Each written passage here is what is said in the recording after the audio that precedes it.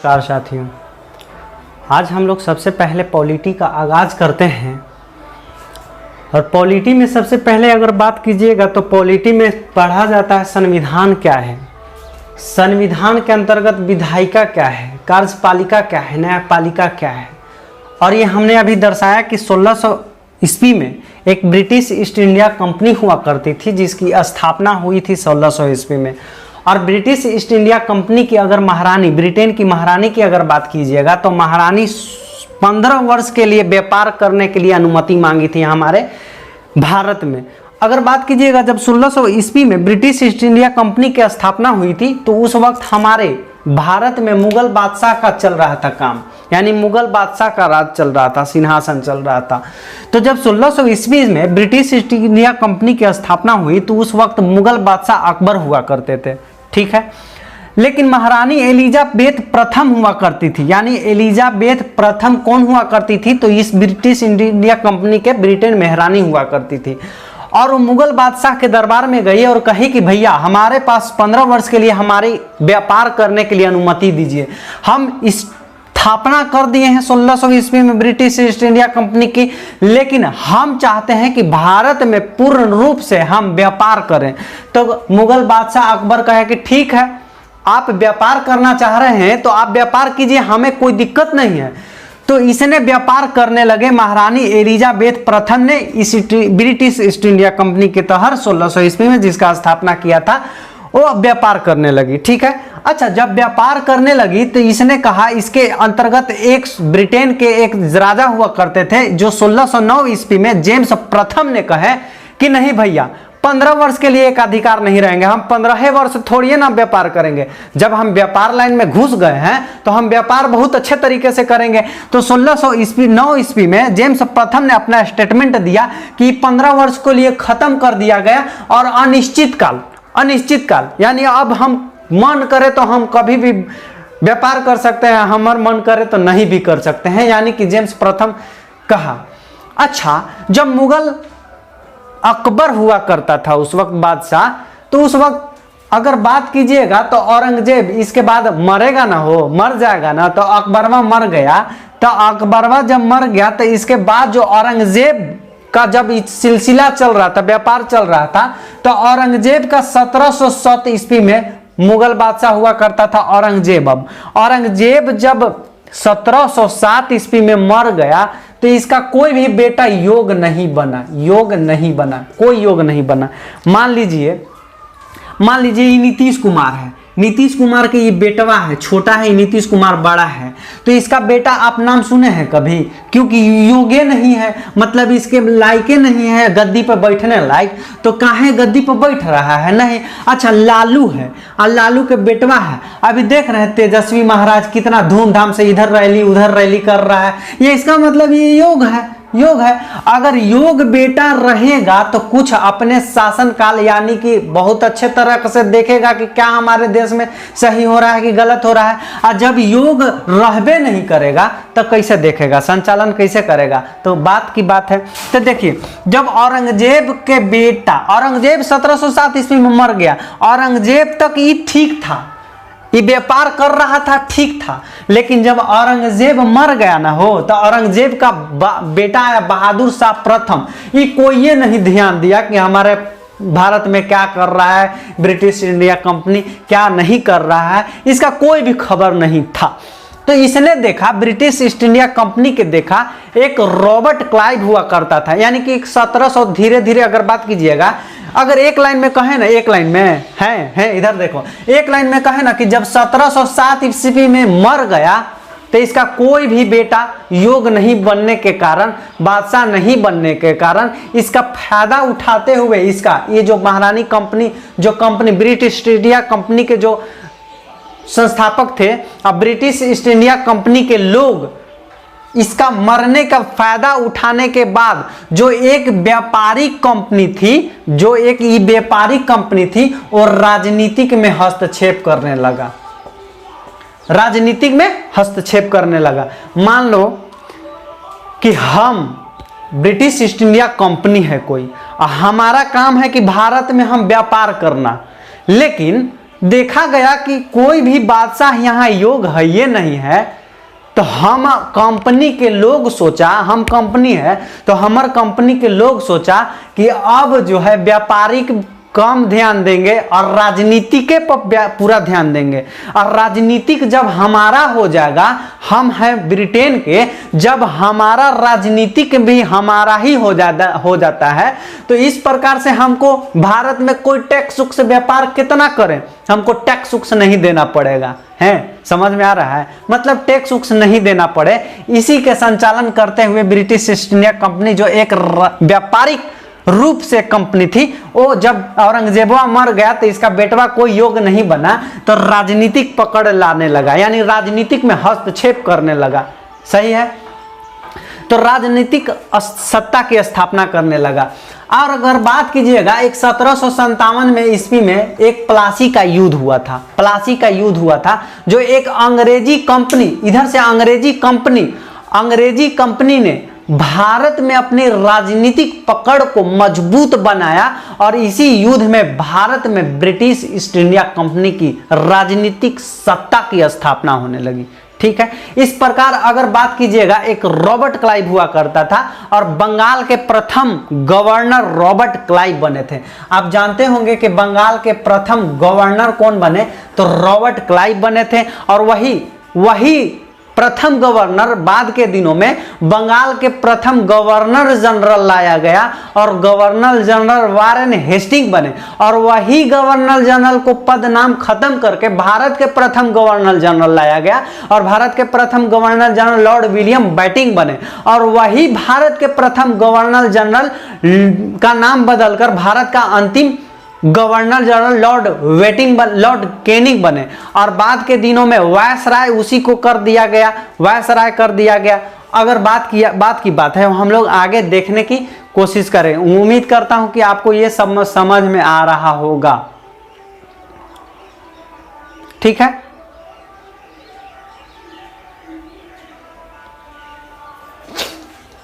अच्छा, इसके बाद अगर हम बात करते हैं 1773 का रेगुलेटिंग एक्ट। अच्छा, आप कहोगे सर 1773 का रेगुलेटिंग एक्ट डायरेक्ट काहे कह दिए, इसको समझाए है ये नहीं है। और 1773 का रेगुलेटिंग ई का है का कर रहे हैं, मजाक कर रहे हैं का? तो ना चला, मजाक नहीं कर रहे हैं, हम सीरियस कर रहे हैं। अगर हम बात करें 1773 का रेगुलेटिंग एक्ट, इसका बहुत ऐतिहासिक महत्व है चला। ठीक है, क्योंकि अंग्रेजी कंपनी को नियंत्रण में रखने के लिए अंग्रेजी सरकार के द्वारा पारित किया गया यह पहला अधिनियम था। अच्छा, अगर बात किया जाए कि 1773 का रेगुलेटिंग एक्ट क्यों पारित किया गया। अच्छा देखो, मान लो कि हम भारत के प्रधानमंत्री हैं, नहीं ठीक है हम नहीं हैं, मोदी साहब हैं।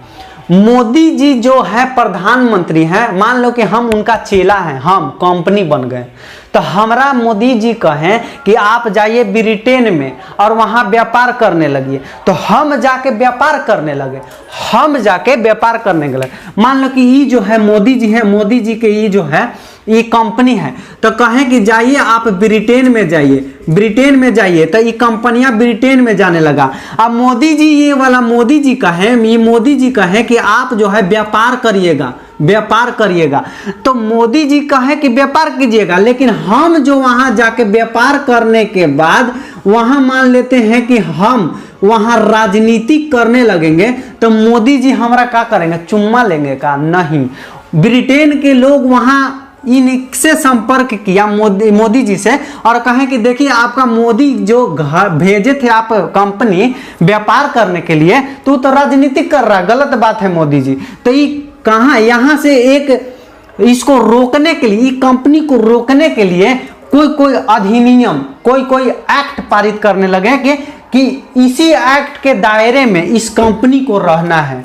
मान लीजिए कि रेगुलेटिंग एक्ट यानी 1773 ईस्वी में मान लीजिए ये एक्ट कहें कि ये वाला जो है एक्ट हम लागू करते हैं इस कंपनी पर, और यही के अंतर्गत काम करना है, इससे ज्यादा बढ़िएगा हो जाए तो गड़बड़, इससे ज्यादा नहीं बढ़ना। सेम उसी का काम करते हुए भारत में हुआ। भारत में हुआ, यानी कि ब्रिटेन वाला यहाँ व्यापार करने लगा। व्यापार, ये कंपनी जो व्यापार करती थी, भारत में कंपनी व्यापार करती थी, लेकिन राजनीतिक में हाथ बढ़ा दी तो ब्रिटेनवा वाला जो है, ब्रिटेन यानी भारत वाला लोग कहा कि देखिए, ब्रिटेन से कहा कि आपका कंपनी गलत कर रहा है, ठीक है। तो ब्रिटेन वाला कहा कि हाँ ठीक है, जब गलत कर रहा है तो हम एक्ट पारित करेंगे, कुछ इसका एक्ट पारित करेंगे, और इस एक्ट में जो चीज लिखा हुआ रहेगा उससे अगर ये ज्यादा करेगा तो इसको, कंपनी को हम खत्म कर देंगे, और हम ब्रिटेन के महाराजा हैं, हम ही शासन करेंगे, ठीक है। उम्मीद करता हूं कि ये मजेदार तरीके से समझा दिए होंगे। ऐसा समझाने में हम मान लेते हैं कि सफल रहे, ठीक है। तो 1773 ईस्वी का रेगुलेटिंग एक्ट लाया गया। बहुआ रे, जब 1773 ईस्वी का रेगुलेटिंग एक्ट लाया गया तो यानी कि ब्रिटिश द्वारा पहला अधिनियम है, ब्रिटिश द्वारा ये पहला एक्ट पारित किया गया, और इसमें लिखा गया था कि इस एक्ट के तहत कलकत्ता में सुप्रीम कोर्ट की स्थापना होगा। कलकत्ता में सुप्रीम, एससी का मतलब सुप्रीम कोर्ट का स्थापना हुआ हो गया, और 1774 ईस्वी में इसका स्थापना हुआ। बाबू ध्यान देना, 1773 का रेगुलेटिंग एक्ट के तहत कलकत्ता में सुप्रीम कोर्ट की स्थापना हुआ, लेकिन इस सुप्रीम कोर्ट की स्थापना 1774 ईस्वी में हुआ था। और कलकत्ता में सुप्रीम कोर्ट के अंतर्गत मान लीजिए 1773 ईस्वी में कह दिया गया रेगुलेटिंग एक्ट के द्वारा कि खुलेगा, सुप्रीम कोर्ट बनेगा, लेकिन 1774 ईस्वी में सुप्रीम कोर्ट की स्थापना की गई, और इसका प्रथम मुख्य न्यायाधीश होता है, और इसका प्रथम मुख्य न्यायाधीश की बात करिएगा तो सर एलिजा इम्पे बनी थी। उम्मीद करता हूं कि हम इसको समझाने में सफल हुए। अगर बात कीजिएगा तो इसमें एक और बात किया गया था कि यानी 1773 का रेगुलेटिंग एक्ट के तहत जो बंगाल के गवर्नर के अधिकार को, यानी कि जो बंगाल के जो गवर्नर होगा इसको इजाफा कर दिया गया, नहीं ताकत शक्ति कुछ बढ़ा दिया गया। जो पहले अगर बात कीजिएगा 1773 के पहले की बात कीजिएगा तो उस वक्त बंगाल के गवर्नर हुआ करता था, लेकिन 1773 के रेगुलेटिंग एक्ट के तहत बंगाल के गवर्नर को इजाफा कर दिया, शक्ति बढ़ा दिया गया, और इसको पद को खत्म करके बंगाल के गवर्नर जनरल पद लाया गया, और इस पर बैठने का काम, यानी कि बंगाल के गवर्नर जनरल पर पद प्रथम व्यक्ति जो बैठे थे लॉर्ड हेस्टिंग बैठे थे। कौन बैठे थे चला, कौन लॉर्ड हेस्टिंग बैठे थे, यानी लॉर्ड वारेन हेस्टिंग, यानी कि लॉर्ड वारेन हेस्टिंग कह सकते हैं इसको, Lord Warren direct Warren Hastings बैठे थे। अगर बात कीजिएगा इस एक्ट में प्रयास और भूल की संज्ञा दी गई थी। अगर बात कीजिएगा कि इसमें क्या कहा गया था कि इस एक्ट को 1773 ईस्वी के रेगुलेटिंग एक्ट को इसमें प्रयास और भूल की संज्ञा दी, प्रयास और भूल की संज्ञा दी गई। अच्छा, प्रयास और भूल की संज्ञा क्यों दिया गया?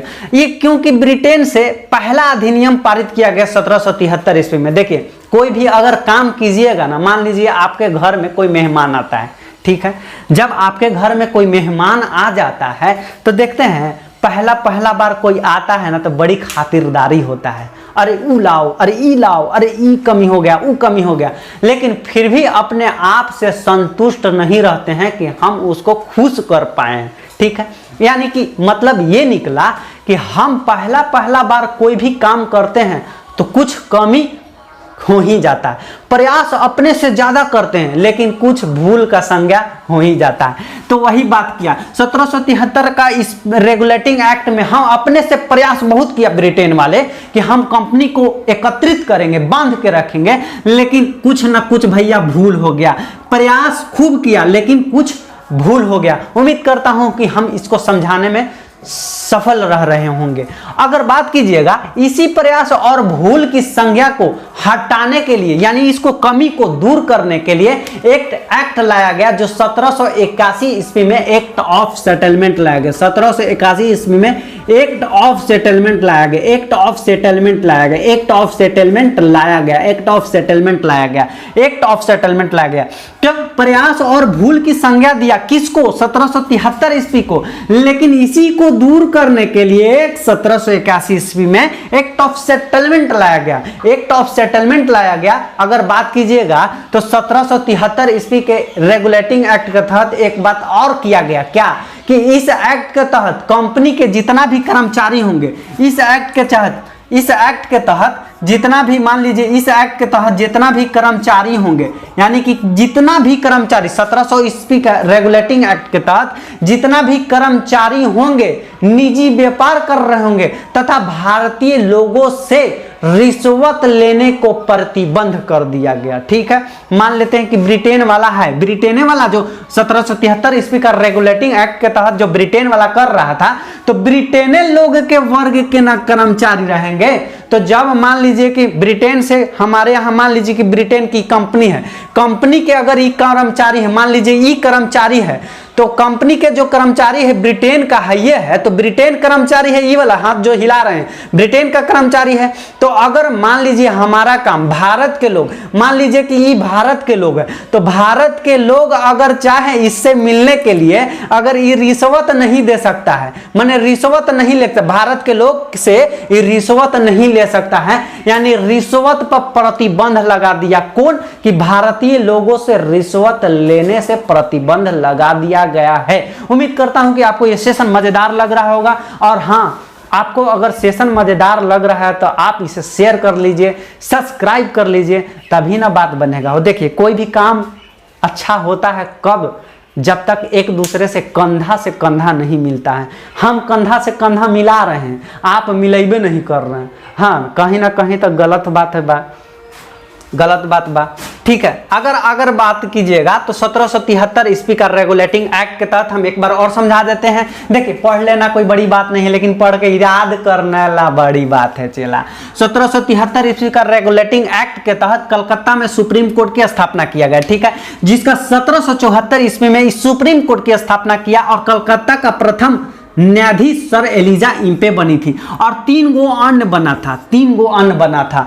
और बंगाल के गवर्नर जो पहले हुआ करता था, तो अब बंगाल के गवर्नर को काट दिया, खत्म कर दिया, और इसमें इजाफा कर दिया, शक्ति को बढ़ा दिया गया। और शक्ति का बढ़ा दिया कौन? तो बंगाल के गवर्नर जनरल कर दिया गया। और बंगाल के गवर्नर जनरल के पद पर कौन बैठा? लॉर्ड वारेन हेस्टिंग बैठे। 1773 ईस्वी के रेगुलेटिंग एक्ट के तहत प्रयास और भूल की संज्ञा दी गई। अपने आप से प्रयास खूब किया, लेकिन भूल कुछ ना कुछ हो ही गया। इसी को दूर करने के लिए 1781 ईस्वी में एक्ट ऑफ सेटलमेंट लाया गया था। 1773 ईस्वी के रेगुलेटिंग एक्ट के तहत जितना भी अगर कर्मचारी रहेंगे, वो ब्रिटिश कर्मचारी रहते हैं, और ब्रिटिश कर्मचारी के अंतर्गत भारत से रिश्वत लेना बंद कर दिया। यानी भारत के कोई भी व्यक्ति रिश्वत ना दे सकता है और ना ही कंपनी ले सकता है। उम्मीद करता हूं कि यह सेशन मजेदार लग रही होगी। अच्छा, संविधान क्या? हम बताया नहीं कि संविधान क्या है, हम तो यहां बताने में लग गए।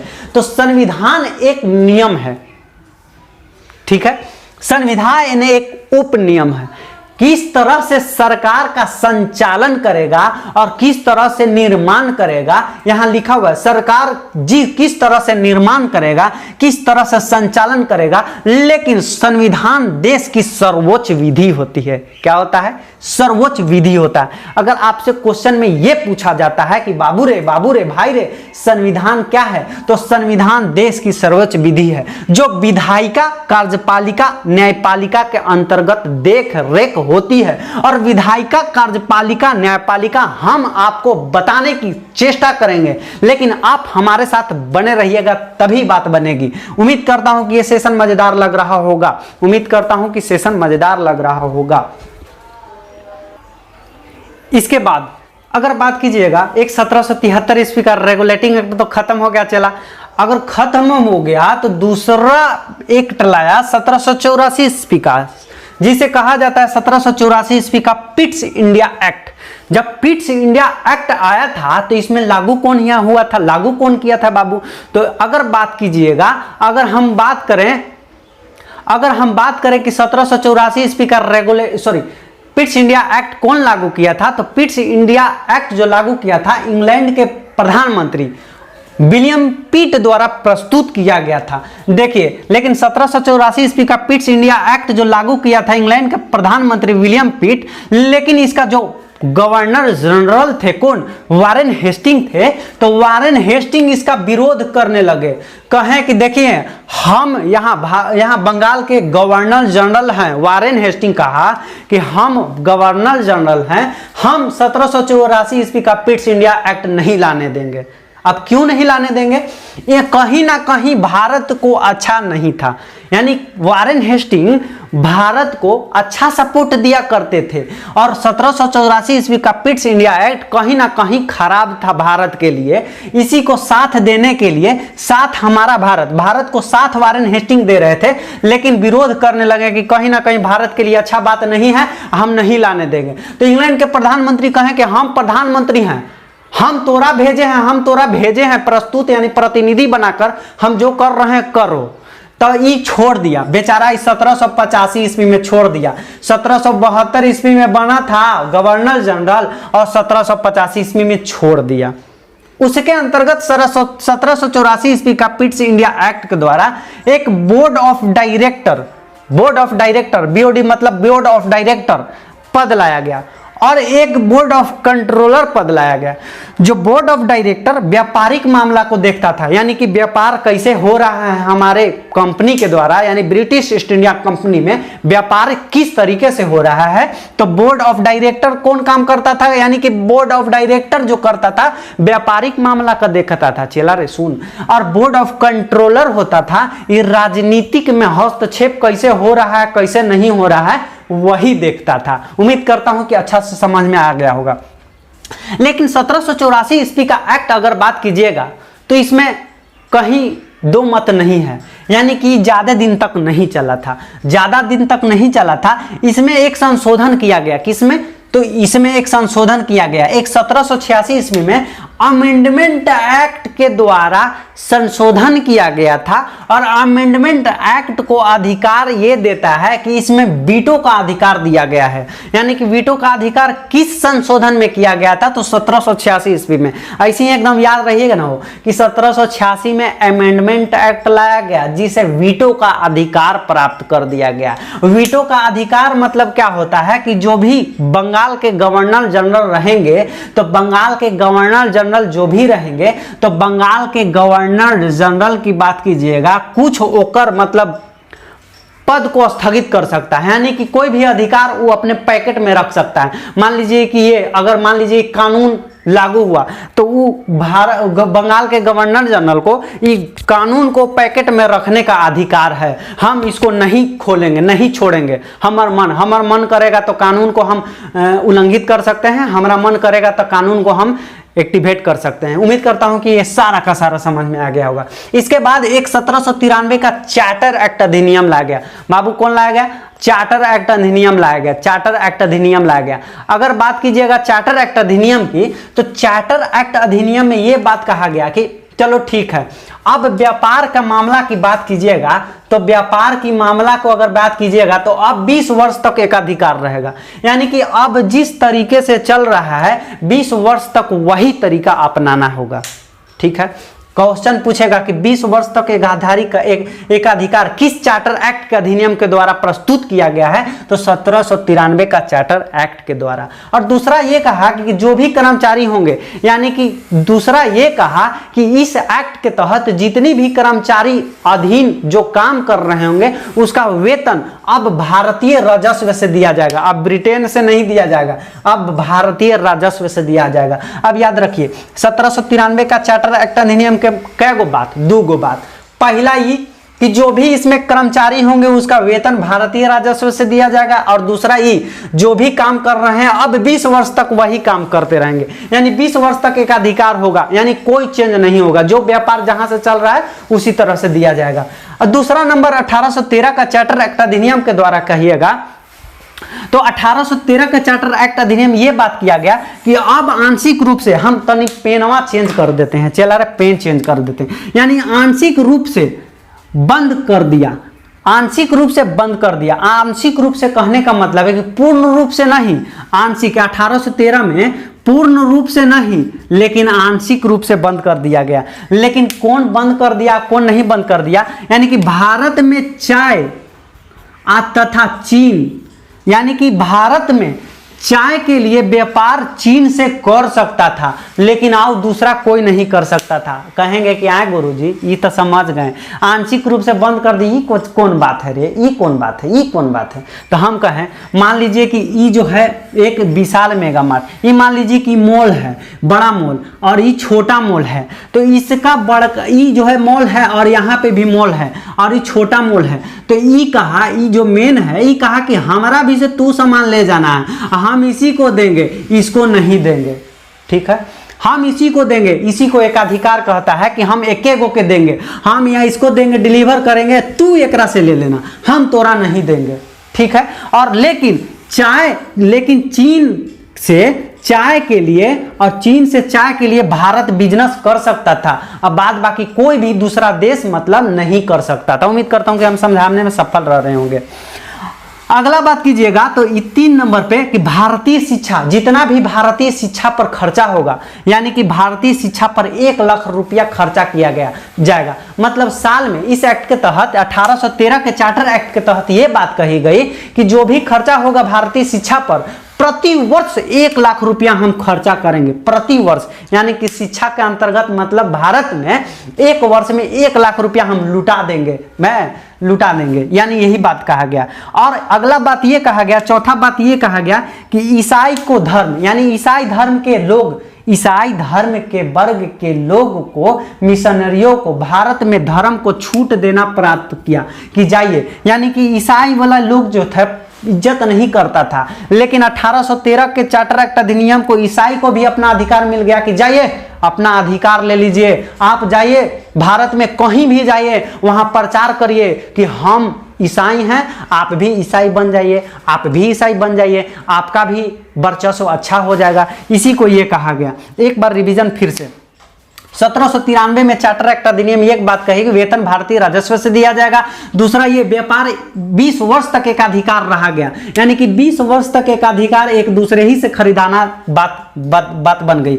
अगर बात कीजिएगा 1813 का चार्टर एक्ट अधिनियम, दूसरा अधिनियम है, इसको आंशिक रूप से बंद कर दिया। पूछेगा आंशिक रूप से किस चार्टर एक्ट अधिनियम के द्वारा बंद कर दिया गया था, तो 1813 के। लेकिन भारत में चाय और चीन के साथ व्यापार कर सकता है। ठीक है, अगर भारतीय शिक्षा पर 1 लाख रुपया खर्चा करेगा, ठीक है, ईसाई धर्म के लोग जो इज्जत नहीं था, वो अपना धर्म को प्रचार छूट देने की अनुमति दी गई थी। उम्मीद करता हूं कि यह सेशन ही मजेदार लग रही है, आपको समझ में आ रहा होगा। अगर बात कीजिएगा अगला चार्टर एक्ट अधिनियम की, तो अगला चार्टर एक्ट अधिनियम 1833 ईस्वी का चार्टर एक्ट अधिनियम हो गया। पहला चार्टर एक्ट अधिनियम कब पारित किया गया था बाबू, तो 1793 में। दूसरा कितना, 1813 में। तीसरा कितना, 1833 में। चौथा कितना, 1853 में। 1853 में, यहाँ 53 होगा, 53 में।